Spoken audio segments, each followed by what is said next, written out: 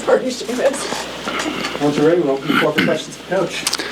Nice. Put you on this. I guess when you look back at this season, all the highs and lows that you guys went through to end it the way that you did, I guess what are you personally most proud of just what this team accomplished? Yeah, the thing I'm most proud of with this group is just how we hung together all the way through the end. And, not a lot of teams stayed intact going into the postseason. And I mean, even some NCAA tournament teams lost kids going into the postseason. So, the fact that we all stayed together, I think shows, first of all, the character of our guys and, the culture that was in place. And we found a way, even, especially when you ended the season with 5 consecutive losses. I mean, to stay together, that's saying something about your guys and your leadership. And, I'm really proud of how, specifically Bryce stood up in front of the team in the film room that day and said, guys, we're doing this thing. We're going to be all in, both feet in. And we're going to go down there to compete for a championship. And that's what we did and found a way, through some adversity, being down double digits in a couple of those games and found a way to rally and went out on a high note. And that's what I'm most proud of. It would have been devastating, I think, for guys like Juwan and Bryce, who had such a positive impact on this program, to end if it would have ended with the 5 straight losses. And for them to go out, one of whatever it is, 4 teams that ended their season with a win and a good feeling and put a little bit of cheese in their pockets, Robin. That was a good thing. And again, I'm just proud of the guys for how they found a way to stay together, throughout the end of the year and end the year the way that we did. You talked about going into the Crown, wanting to go into the offseason with good taste and everything. Now that you've got that, what do you get from that, from having Yeah, it does. It gives you momentum, and a lot of people watched. When you look at the numbers on Fox, the viewership, I mean, it was very high. So, it was, for us to create positive momentum going into the offseason was very important. And even, as we did Zooms throughout that whole week, and continue on with the people that we're talking to, they watched it, and we played well. We had that thing moving, offensively, defensively.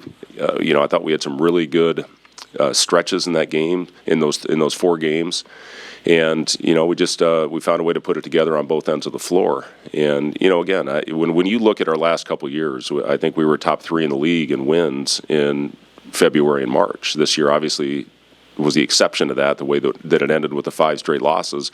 But to be able to win at the end of the year, similar to what we've done the last couple of years, to put ourselves in a pretty good position, I think one speaks volumes to your guys on how they wanted to go out. But, as far as exposure, this was a great event for us. And, when you look at the numbers, besides the NCAA tournament, I mean, it was by far the most viewership going into this. So that's important. It was important for the recruits that we had to see it. And I think you've seen some pretty good signings for us to replace some really good players. So I'm excited already going into next season. I'm looking forward to hopefully getting a little break when we do get our roster finalized, which I don't know when that'll be. But, I think you can hear it in my voice. I always, this time of year, get a little under the weather, but, it was a fun tournament. It wasn't because I went out all night after the last game. I don't know what you can talk about as far as additions, but with what you've added and what you've lost through the portal thus far. Can I talk about the 4 guys? You sure? Luca? Okay. Before you get into the specifics, I guess just in totality of the additions and then the attrition that you've gone through, I guess, how do you feel that you've kind of survived the early part of the portal year? Yeah. I'll talk about the additions first of all with Price Sanford, obviously a guy that we've known well and that we recruited hard the first go around. And I've known the Sanford family for a long time. Peyton and Price both went to my camp when I was in Ames. And, I think you saw the picture with Price on the graphic. And, it's pretty cool. He was our number 1 guy when we recruited him coming out of Waukee. And, it's a great addition. When you look at his numbers, they're very similar to what Peyton's were his first 2 years at Iowa. And, what he did at the end of the season, the way he shot the ball, obviously that's one area where we need to improve. Now, if we would have shot it like we did the last couple games of the Crown all year, we would have been competing against Florida, I think, in that last game. But, it was for us, shooting was a big priority going into this offseason. So, to get that position addressed and, somebody that can step in And, and again, they get to play with rink, and that was attractive to a lot of the guys that we talked about. And you look at our shooting numbers and our paint point numbers, they were much higher the year before because you had a guy that had gravity. You had to guard rink on the perimeter, and his ability to pass by leading us in assists was huge. You look at Jamarcus, what he did with with this year, the way he shot the ball, almost 40%. Was a starter all year, has been a starter in our program, knows everything about it, the offensive and the defensive systems. Great kid that that we're really excited to have back in our program this year. So those are a couple big pickups in our backcourt, and they can both handle the ball and they can both initiate our offense for us. And that's what I liked about Price coming out of high school and watching him in AAU is he can handle the ball. He can play in pick and roll. He's not just a one-dimensional three-point shooter. He's got a lot in his game, and he's more athletic, I think, than people realize. Our big guy, we'll just call him Oogie. He's a kid that averaged 17 points, over 7 rebounds in a good league. And in talking to people that coached against him, people that I really trust, and people on our staff that talk to people in that league, we're getting a really good player that can score it on the block. He was 3 for 3 from 3 against Minnesota in their game this year, played actually some of his best basketball against the top competition. And, another guy, we need upfront help, and we need depth, and we need physicality, and we need rebounding. And he can certainly help in that area. So, yeah, I'm really excited about bringing Oogie on board as well. Will. Yeah, Will. Okay, so Will did. Yeah, so I'm excited about Will. I mean, he had a game where he hit 7 threes this year at Air Force. And again, when you talk about our need of shooting and the guys that he's going to be playing with, and being able to play more in the spread this year with Rink and with Oogie and with BK. And he's a guy that can just straight stretch the floor. And a great kid and a great family, and excited to have him on board as well.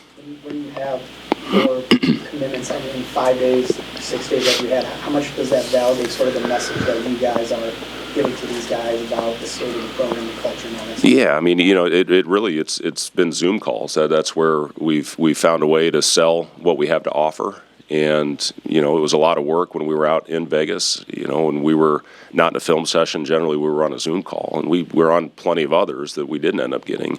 But, the guys that we've added, we are, first of all, they fit. They fit who we are. They fit the culture of our program. And, they're all guys that have a very high level of skill to their game. And, we're hoping to hear on a couple others here soon. We've got some other holes to fill, certainly, but, it's been a really good start for the beginning of the portal season. And, we're going to keep working. Obviously, I'm still got a coach to hire. The search process is going well, and, hope to get that finalized here soon. When you're going through the portal and this time of year, do you have to decide what to value, what attributes you want to look for? I guess how do you strike that balance of what you're looking for and what kind of identity you want to have next? Yeah, certainly we've been together a lot as a staff and talked about the needs that we have to address with the guys that we lose, and we lose all of our ball handling, really the guys that facilitated offense for us with Bryce, with Raleigh, with Aaron. We're really the 3 guys that handled it, and all 3 had I thought, productive years for us. So, to have to replace that, yes, that was number 1, is to find somebody that can initiate offense for us. Now, at the same time, you get Rink back, and I think everybody that watched us play the year before knows what Rink was able to do to help us get into an offense. And before that, it was Derek, and certainly had some guys at Iowa State that I had that could handle the ball in the front court, so that's very helpful. You don't maybe need a pure point guard per se, and we've got a lot of guys that can initiate. Cale Jacobson certainly showed that he can get the ball up the floor and get us into an offense as well. Sam, had times as well, and so we I guess to answer your question, Wilson, we have identified what we need as a team. Front court depth was a big part of that with Oogie, and then shooting. And, again, getting Price, I really think he's one of the best shooters on the market. And, couldn't be excited about all 4 of those guys. With this last week, Back to that trophy and what your team accomplished over the past week, what did that championship mean for this program? And some of the emotions you felt Sunday night, you still feel them, 3 days later? Yeah, I do. It's it's special. I mean, when you look back on the history of the program, one of the best years was when they won the NIT championship, and you just don't have an opportunity a lot of times at the end of the year to go out on top as a winner. And the goal obviously for our team was to make it to the NCAA tournament. It didn't happen, and for us to be able to go out and win a championship, especially the way we did it. I'll say this, the Husker fans were incredible down there. And, if it weren't for Nebraska, I don't know how well attended that event would have been. But, it was fun to share it with so many people, passionate people that had a huge role in us coming back. I mean, I think you could see it on the TV feed. We had a lot of people there that were very instrumental during that, whatever it was, 42-17 run to finish that game. And yeah, I mean, it's pretty cool. This event is going to continue to take off, I'm telling you. And to be the winner of the inaugural Crown tournament is something that we're all going to look back on. And shoot, I don't know, maybe they'll bring us back one day when we're older for me. But when those guys get a little older and recognize this team, and to have back-to-back 20-win seasons, that hasn't happened since the '90s. So it's pretty cool. And the way it ended, again, I'm so proud of our guys, and I'm happy for them the way it went out. Because say what you want. I mean, we talked about this going into the tournament. The feeling when we won that Hawaii tournament, that was great, and it was awesome. The guys celebrated in Honolulu after that game, and, it's just something you share with your teammates when you win a championship. I still talk to the guys I won a state championship with at Ames High School back in '91, and, it's just something that you don't forget, whatever it is, NCAA, NIT, Crown, CIT, I mean, those are special moments. With the week that Kale had, obviously a great week for him, but does that change the vision that you had or have for him moving forward in the program? Well, I've talked a lot about Kale and the confidence that I have in him, and it's just one of those situations. Like when you look at Sam and Jamarcus, they really got their opportunity when Bandamel and Gary went down a couple years ago. And then when you look at this year and even last year, we didn't really have anybody go down at his position where he was going in there. Now, I put him in that Arizona State game because of the couple weeks that he had leading into that. And I was going to give him minutes regardless. And he went in there and had a huge impact on the Arizona State win. And then we started him because I felt that he deserved it. And certainly it paid off for us. And the thing that he did, knocking down the shots, I mean, that three he hit on the pull-behind play, when we started stretching, and then the floater that he hit at, I think to put it to 8 or 10. And, I could not be happier for Kale because of the type of kid he is. He's never one time complained. He worked all year for that opportunity, and he gets it, and he took full advantage of it. And yes, he belongs in our rotation. There's no doubt about it. He showed that, and going into next season.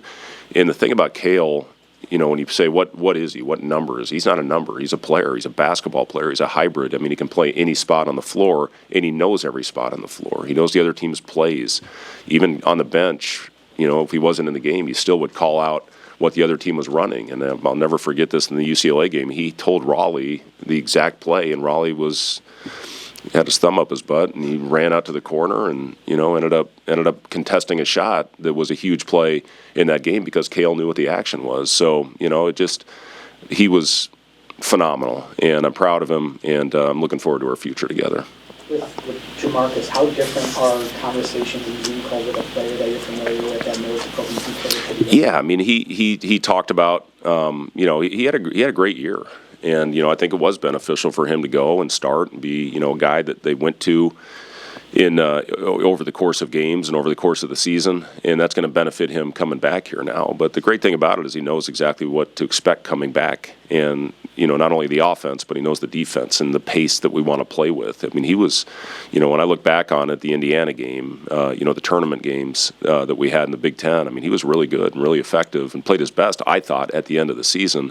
So we missed him a lot this year, and everybody to a man in our program is excited to bring him back on board, and he's excited as well. I do think he missed some elements of the program, and getting him back is exciting for all of us. We've all seen the value of ranking. Did you sense some guys you talked to in the portal, like Price maybe, saw how he can benefit Yeah, and Price obviously played against Rink last year and saw what he can do. But believe me, every Zoom, every style of play edit had Rink on it because of what he can do, his passing ability, how it opens up the lane, and we generally don't clog up the paint. With the big down there, and if you got a guy that could cut, we miss that. I mean, we get 3-4 layups a game a year ago because of Rink's ability to play make, and to have him back, we showed everybody. You show them what your roster looks like and who they're going to be playing with, and Rink certainly was a big part of that because of his versatility on the basketball court. And I'll say this,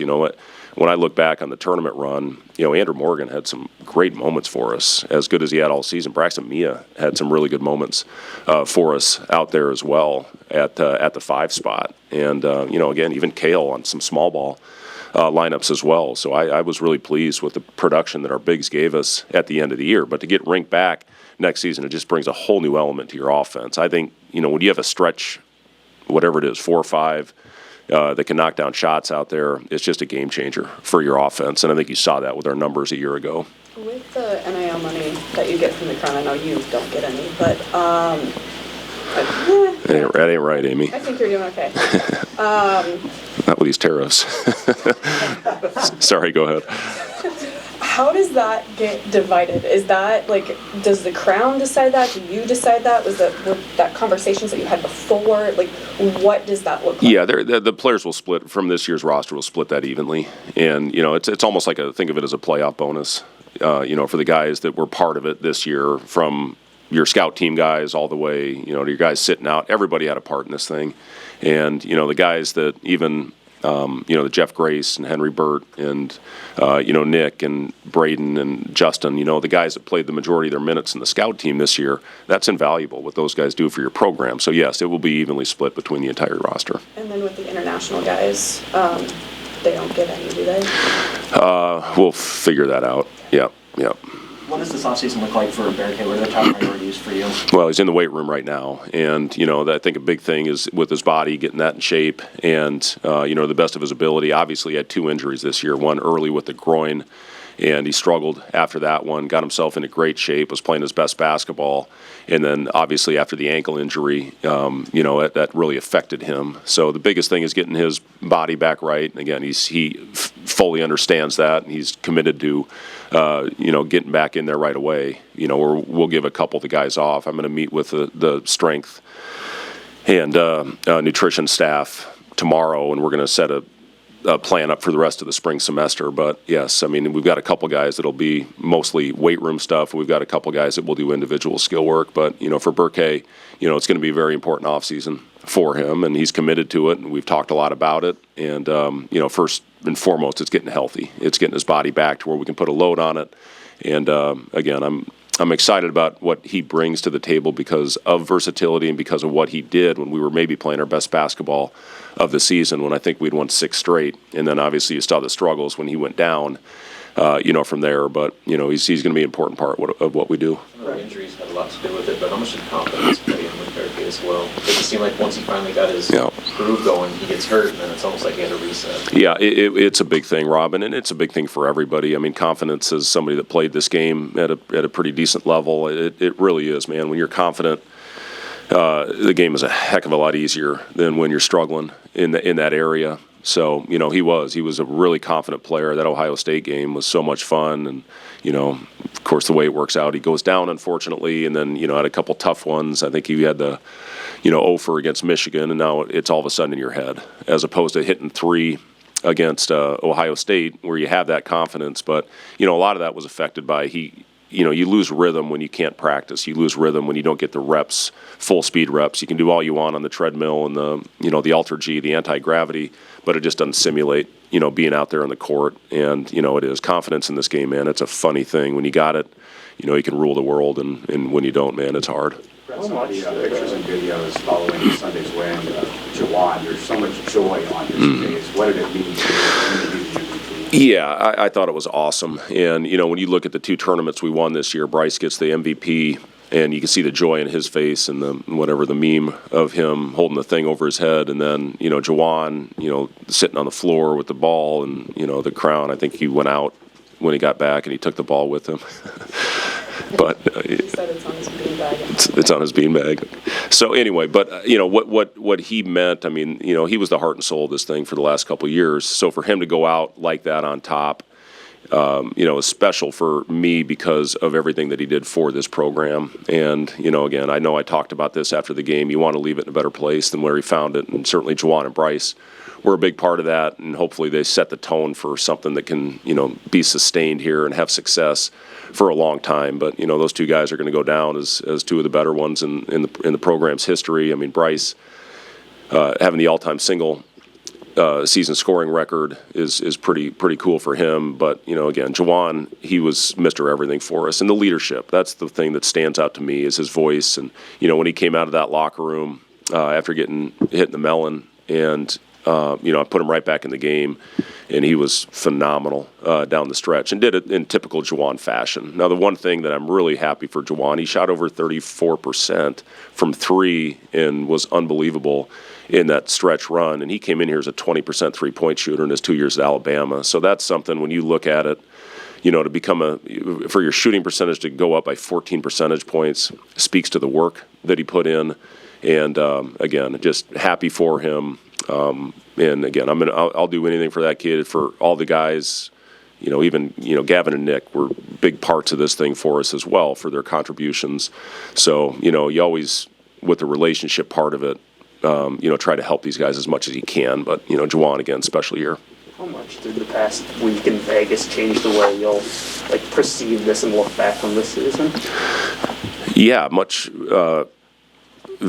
very fondly, I would say, Wilson. I don't know if that's a good word for it or not, but it is. Again, when you can win a championship, there's an NIT banner in Pinnacle Bank Arena. So, to win this event the way that we did, and, after a tough ending, we didn't want to go out that way. So, again, I give our guys all the credit. They deserve it, and they're the reason that we ended up with this thing here. When you bring up the NIT banner, are you going to hang a crown one? We'll see. I mean, we'll see what administration does, but, again, when you look at the numbers and, the teams and the high majors and that Boise game, I'm telling you, Boise is a hell of a team. Might have been as good a game as we played all year, one of the most complete games, certainly, that we played over the course of the season. So, you beat, two Big 12 teams in that run and a Big East team. Now, some of them had lost a couple players, but, you still got to go out there and compete and win the game against talented basketball players. And even some of the guys that sat, I mean, you look at the kid, Malik Mack, maybe he doesn't have that role if there are other guys playing. You look at, the two guys that put up the huge numbers, Johnson and, certainly number 0 in the last game for UCF. I mean, those guys' roles expanded, and they took advantage of it, similar to what Cale did for us. And, it was a great way to cap off the year that ended very disappointing with that game against Iowa on senior night. You mentioned Prager as one of the guys that progress and develop throughout the year. How much is the dial be turned up now during this offseason, and it's go time? Yep, he was one of the first guys in the gym yesterday getting a workout in. He's in there right now again, and I am really excited about Braden Frager and his future. He is a kid that can flat out score it. Great athleticism. He was an elite offensive rebounder for us all year, and I've talked about this. There was times that we really did contemplate pulling his red shirt and putting him out there because of everything that he did, mostly his physicality. And then, after that middle of the year slide, then we won 6 in a row, and it just didn't feel like it was fair, at the end of the year to do that. So, yes, I could not be more excited for Braden Frager and the impact that he's going to have on our program. Real quick with that, I guess with the way that the landscape of roster management, college basketball has come, do you change how you evaluate high school recruits? And then with that, redshirting?